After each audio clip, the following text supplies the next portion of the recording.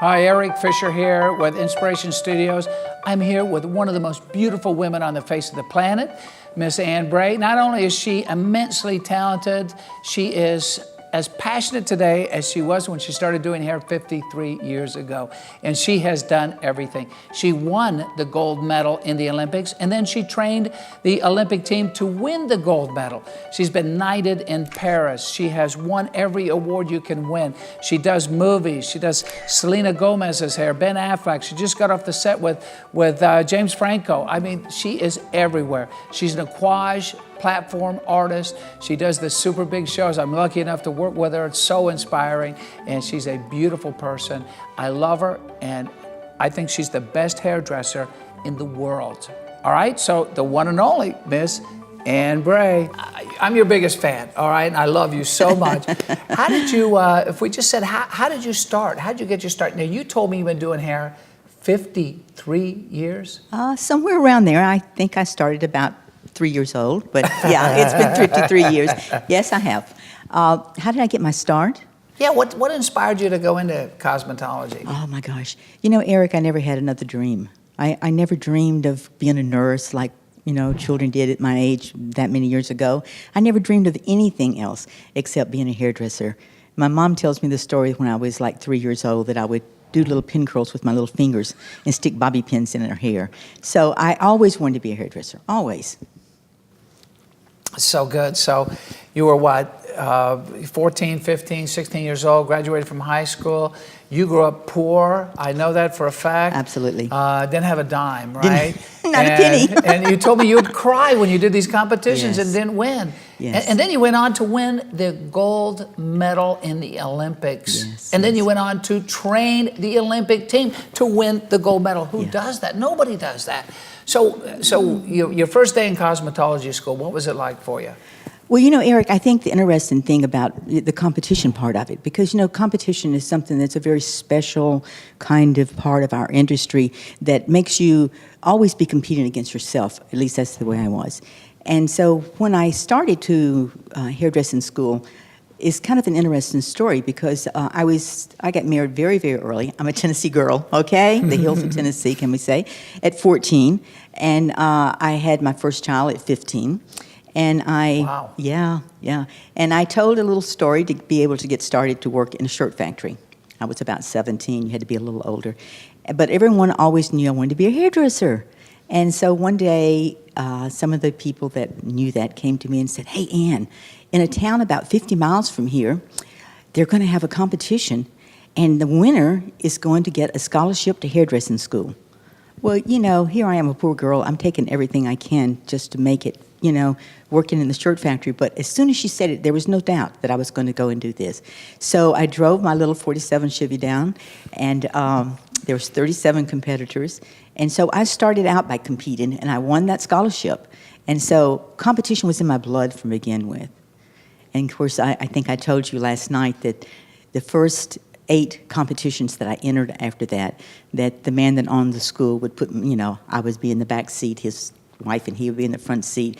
And after every competition, I'd lay in the back seat and cry all the way home because I lost, you know, for 8 times. But you know what, Eric? I never gave up. And I think that's the thing, never, ever give up. You never give up. So you go from that to being a world champion. Who would have dreamed that? If you would have given up after your first setback, after your first loss, you wouldn't be the person you are today. Young people need to really understand that you're going to fail, you're going to have setbacks, and what did you do? You continue on. That's right. You continue on. And not only that, you analyze why did that happen? And in analyzing that, it moves you forward. So when you think about failure, it's not really failure, it's just an opportunity to grow. I love that. A failure is an opportunity to grow. Yes. Well, and you know, I don't know how you keep so motivated. You're all about constant improvement. By the way, I called you last night after we had a late lunch, which was beautiful. Yes. Called you for dinner, and you said, "I am doing hair pieces for the show tomorrow." And obviously you're here, you know, representing the Aquage Company. Yes, absolutely. And at our summit here. I just think it's amazing. So how do you keep, and what keeps that drive going in you? I think that as hairdressers, we sometimes have a tendency to think, oh, I finished school and I've done this, so, you know, you kind of slow down. And when that happens, you lose your passion. So I don't lose my passion. I have more passion today than ever, and I've always had passion for industry. But you continue to be educated. As you have said yourself, you always go as a student. And as long as you always go as a student, the passion continues, and it develops more and more. And as the passion develops, you know, you no longer have a job, you have a career. You have something you love forever. That. Not a job, but a career. If we Yes. could just get everybody to think like you do, it would be great. So, you know, you're young, you're talented, you worked your tail off.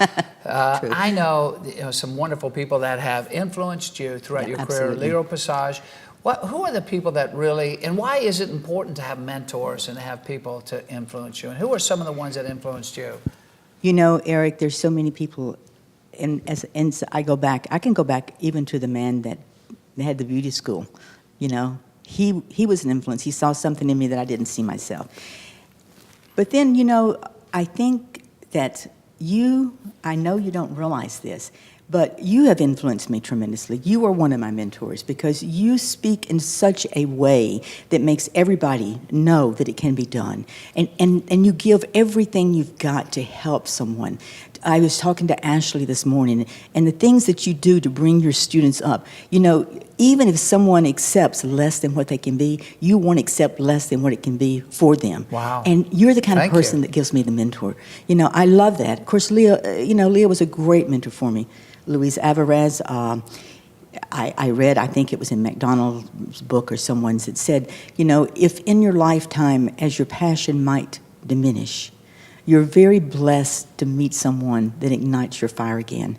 And I think that's what Wow. he did for me. That's a beautiful statement. I love that.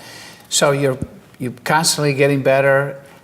When you step on a movie set and you're hanging out with Ben Affleck, you know, in fact, when I called you about this, I said, my son plays basketball, and you said, oh, LeBron James just gave me a set of headsets. Yes. I mean, you're not a name dropper, because I've never heard that. I mean, you know everybody, do all these things. You make an amazing living doing this. Are you ever nervous on a set with famous people?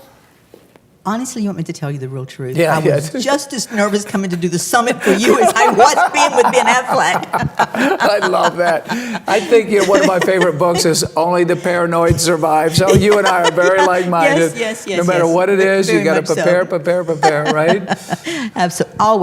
Always prepare. I think that's an interesting point, because many times we don't recognize when a door opens that if we walk through that door, that there's great things on the other side. We let fear keep us from walking through, and the biggest thing is that we're not prepared. You have to have a foundation. Another thing that I love about your school, and I told you before when I was here, I wish I could go back and start to school again, because the foundation is the grandest thing, and my goodness, the foundation you give the people. It's unbelievable. Well, thank you. I love beauty schools, and I think... I know you do. You know, there's nothing... My mother was a hairdresser, Yes. so I love seeing these kids... You know, these young future professionals go out, and if they can follow in your tracks, and I know that, they get so excited because you've been here before, and a few of them actually have assisted you with the Hunger Games and some movies. Yes, so. yes, wasn't that wonderful? Yeah. Caitlin. I Caitlin was with you, and she did a wonderful job on the Hunger Games. You know, that is an amazing thing. That shows you, because Caitlin was a young girl. And when I called and said, Caitlin, you know, of course, I called you first, and you were like, yes, I'll do anything to help her. And as always, you do. But, you know, Caitlin could have said, I'm too scared. Yeah. She could have said no, because I'm afraid to walk through that door. So she didn't. Is the message to take chances? Absolutely. Don't be afraid to put yourself Absolutely. out there? Absolutely. Unless you take a chance, you're not going to grow. Unless you have a challenge, you're not going to grow. If you're like, oh, yeah, well, I can do that. So, that's good for where you are, but you want to go more? Well, and here's a sweet woman from a southern town who has taken a chance, does everything. You travel the globe now for choirs, do these big shows. You're on the movie set all the time. You've had salons. You've done, I don't know anything. You've trained the Olympic team to win a gold medal. One of the only times we've won a gold medal was under your tutelage, which is amazing. I don't know anything you haven't done. And you say you get a little nervous every time, but you put yourself out there. Absolutely. And that's great. Preparing for that movie set, having the capabilities and the commitment, practicing. And I know you still practice, don't you? Every day. every So day. you've got a movie set. You were telling me, oh, Eric, I found this great way to put, these old 50s Marcel waves in hair that's fast. Fast, yeah, yes. that was so great. Because they don't give you a lot of time, so they How'd you develop do that ways. again? Tell me one more time. I'm going to show you later, baby. So, But it is so simple and it is so quick. But it's everything like that is the thing that keep you going. And I learned something that was so exciting and so new. For me, it was new. For the people who've been in the movie industry, it probably wasn't new. But for me, it was new. And I was so excited. That's why I was excited to tell you about it last night. And as we were having lunch yesterday and you were talking about this new technique, you were like, oh my gosh, I remember watching my mother, my mother was a hairdresser. I was just a kid and she'd get a new product in. And she'd go, Eric, I got this new pomade all the way from Paris, France. And she would be so excited about it. And I, as a young man, I could channel that energy and say, is she so lucky to be so in love with what she does and to be so excited about what she does? So I think to our viewing audiences, be passionate, be enthusiastic, get excited, look at the positive things, right? And we tend sometimes, there's so much drama and the negativity, we tend to almost focus there so much, and we shouldn't, right? I mean, because you're always so positive. Oh, no, negativity, that's only if you allow it to come into your life. When I think about negativity in this business, I immediately go to doing a beautiful rose. I go to being able to be at Eric Fisher's and share and hear and learn from him. I don't think about negativities in it, and especially the way I started. You better not think about negativity. You know my story, how I started. It's a beautiful story. And would you like me to tell you that? If you're really good, I might. Yeah. Okay. Just a little bit would be so Well, you good. know that I started with the pin curls in my mom's hair. That was, but the shirt factory. I was working in a shirt factory when I found it. My family was so upset because they told me that if I did that, if I went away and quit the shirt factory, that if I waited another 6 months or a year, that I'd actually be making $1.25 an hour. Wow. So I would never make $100 a week, and I should never give up that job. And I can remember as a little girl, when I was about 6 or 7, I would go to this beauty shop. And they got to know me because every Saturday, everyone else would go to a movie. And I would go to the little beauty shop. Yep. And so finally, they set me a little chair up beside this one lady. And I watched her every Saturday, do magic all day long. These ladies would come in all frumpy, as we know today how people come in, not as nice as when they go out, but they'd come in looking, and this lady would work on her, and she had pretty nails and stuff. And when this woman walked out, she'd be beautiful. So, my God, she's doing magic. So I wanted to do magic. Wow. I wanted to do magic. So I do magic all the time, and I love it. It's great. It is like magic. It is magic. It's a trained magic. It's a trained magic. It's cheaper than plastic surgery and faster, right? Yeah. And we talked about talent yesterday, how people feel that, talent is the most important thing. No, it's not the most important thing. You can have all the talent in the world, but if you don't have perseverance, if you're not ready to work for it. I agree. And dedication. I agree. I don't care how much talent you have. I'd rather have someone have hard work. I absolutely agree with you. Yeah, it's no not talent question. that we look for. We look and attitude. And attitude. Attitude. So true. So I'm going to wrap this into the last question. Okay. Because I think you might have already answered it. Because I got ahead, you mean? Well, no, it's so great. But if you had some advice that you wanted to give to people in our industry, whether they're estheticians, barbers, makeup artists, nail people, hairdressers, massage therapists, the wellness and professional industry, what advice would you give somebody to really love what they do and not to give up on themselves? What would you tell them? Well, I think one of the things, Eric, is find someone that's smarter than you. Find someone that knows more than you do. Find someone that does better hair, skin, or whatever than you. Study. Always study, always study. So the passion develops. I can't imagine, even at 53 years in the industry, losing my passion. And the only way I would do that is if I quit doing those mannequins at home. Or I quit coming to see you and hearing you talk on stage when you talk about all the things that, the beauty. We're in a beauty industry.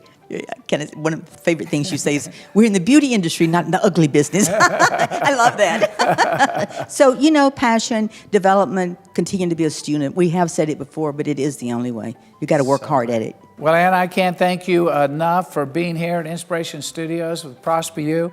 This is the most famous hairdresser on the face of the planet. She's here for you, and what a joy it's been. So I want to thank all of you for watching and hope to see you and hear from you. Thank you so much.